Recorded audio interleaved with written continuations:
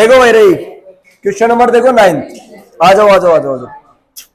Question number 9 देखो भाई, important question है। 27 सॉलिड आयरन, कितनी सॉलिड आयरन है? 27, छोटी छोटी छोटी छोटी छोटी। ईच ऑफ रेडियस आर, यानी कि उनकी हर एक की रेडियस क्या है? आर। ऐसे छोटी छोटी रेडियस वाले 27 है हमारे पास, ठीक है। देयर आर 27, इस तरह से 27 स्पेयर है।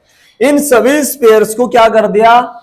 मेल्ट कर दिया। 27 solid iron sphere each of radius R and surface area R melted to form a sphere. मतलब इन सबको छोटी छोटी स्पेयर्स को मेल्ट करके पिघला के एक बड़ी स्पेयर बना दिया, ये वाला, ठीक है।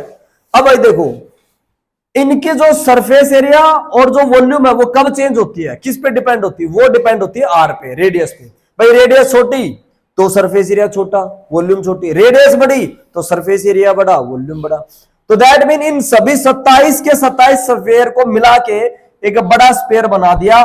तो जैसे आप लोगों ने वो कहावत सुनी होगी ना घर में कि भाई निकिता जितना खाती है उतने तो हमारे घर में 4 लोग खाते हैं। मतलब 4 लोगों के बराबर हमारे निकिता अकेला खा जाती है। कहते नहीं है ना, ऐसे बोलते हैं ना भाई, ये अकेला जितना बोलती है ना निकिता, इतनी बोलती, इतना पूरा बैच नहीं बोलता हमारा। कहावत है ना, मतलब दैट मीन इसकी वॉल्यूम को हम कंपेयर कर रहे हैं। क्या कर रहे हैं? कंपेयर कर रहे हैं। कहते हैं ना भाई ये अकेला बंदा इतना काम करता है, 4 लोगों जितना काम करता है। सुनिए ना ये कहते हैं, हाँ, कि 4 लोगों के जितना ये अकेला बंदा काम कर रहा है। तो दैट मीन वो कैपेसिटी को कंपेयर किया जाता है। तो यानी कि 27 स्पेयर की वॉल्यूम, तो एक स्पेयर की वॉल्यूम क्या होती है? 4/3 पाई आर क्यूब। और ऐसी कितनी स्पेयर है? 27, तो मल्टीप्लाई बाय 27। और इन सबको मिला के एक बड़ा स्पेयर बना दिया, that is 4/3 pi R cube. लेकिन इसकी रेडियस उसने बोला आर डैश से रिप्रेजेंट करना, तो आर डैश से हमने रिप्रेजेंट कर दिया। कोई दिक्कत? ठीक है।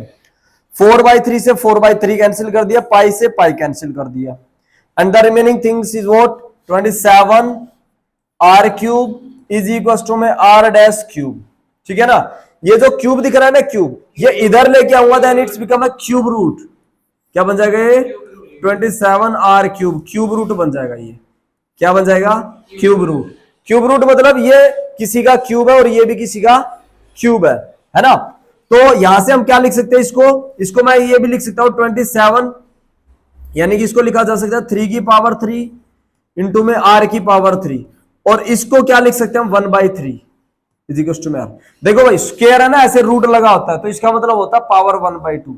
ऐसे क्यूब लगा होता है ना ऐसे, तो इसकी पावर होती है मतलब 1/3। अगर ऐसे 4 लगा है रूट के बाहर, दैट मीन 1/4 ये पावर होती है, ठीक है ना। तो दैट मीन ये क्यूब लग रहा है, इसके मतलब इसकी पावर कितनी है? 1/3।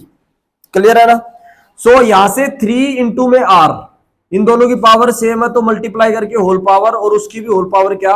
1/3 इज इक्वल टू में r। 3 से 3 कैंसिल, तो 3r इज इक्वल टू में व्हाट? r dash. ये r डैश से रिप्रेजेंट हो रही है। तो यानी कि मेरे जो r डैश है, ये r डैश किसकी रेडियस है? इस वाले स्पेयर की। इस वाले स्पेयर की रेडियस कितनी है? That is 3 time of small sphere. छोटे वाले स्पेयर की 3 टाइम के इक्वल है r डैश, ठीक है। ओके, पहली तो ये निकल गई, न्यू स्पेयर की r डैश निकल गई। अब कह रहा है ratio of the S and S dash. S किसका सरफेस एरिया था? अस इन छोटे वाले का था। अस किसका था? छोटे वाले स्पेयर का सरफेस एरिया था। और अस डैश किसका? बड़े वाले का। यानी कि अब हमें क्या निकालना है? रेशियो निकालना है। क्या निकालना है हमें? रेशियोज निकालना है। तो मैं इसको हटा देता हूं 1 मिनट के लिए।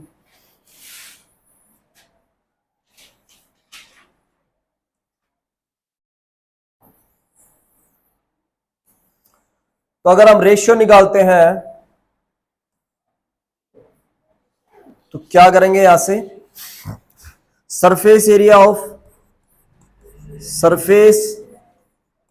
Of small sphere divided by surface area of new sphere, है ना। तो इसका सरफेस एरिया दोस्तों क्या होता है? 4πr²। और इसका भी क्या होगा? 4πr², बट इसकी रेडियस r डैश है। सो 4 से 4 कैंसिल, पाई से पाई कैंसिल, इसका R square as it is रहेगा, बट ये आर डैश की वैल्यू देखो क्या है 3r, तो यहां क्या लगा दिया जाएगा 3r का स्क्वायर, सो आ जाएगा आर डैश 3 का स्क्वायर 9 और r का स्क्वायर r स्क्वायर, सो कैंसिल करके हमारे पास 1:9 आ जाएगा, क्या आ जाएगा 1:9, यानी कि surface area of small sphere to the surface area of new sphere का जो रेशियो वो 1:9 है, 1:9 है। ठीक है, तो काफी इंपॉर्टेंट क्वेश्चन है ये, पेपर में आने वाला पेपर आ सकता है ये। 27 सॉलिड्स आयरन स्फीयर को पिघला के मेल्ट करके एक बड़ी स्फीयर बना दी, एक बड़ी स्फीयर बना दिया। ठीक है, तो एक की वॉल्यूम होती है 4/3 पाई आर क्यूब, तो 27 है तो multiply by 27 is equal to में बिग स्फीयर का फॉर्मूला 4/3 पाई आर क्यूब, इसकी रेडियस आर डैश ले लेनी है। ठीक है, तो यहां से हमने आर डैश निकाल ली, that is 3 time of R. ठीक है, वॉल्यूम उसका surface area of small sphere upon में surface area of the new sphere का रेशियो जो निकाला वो 1:9 आ गया। काफी इंपॉर्टेंट क्वेश्चन है ये।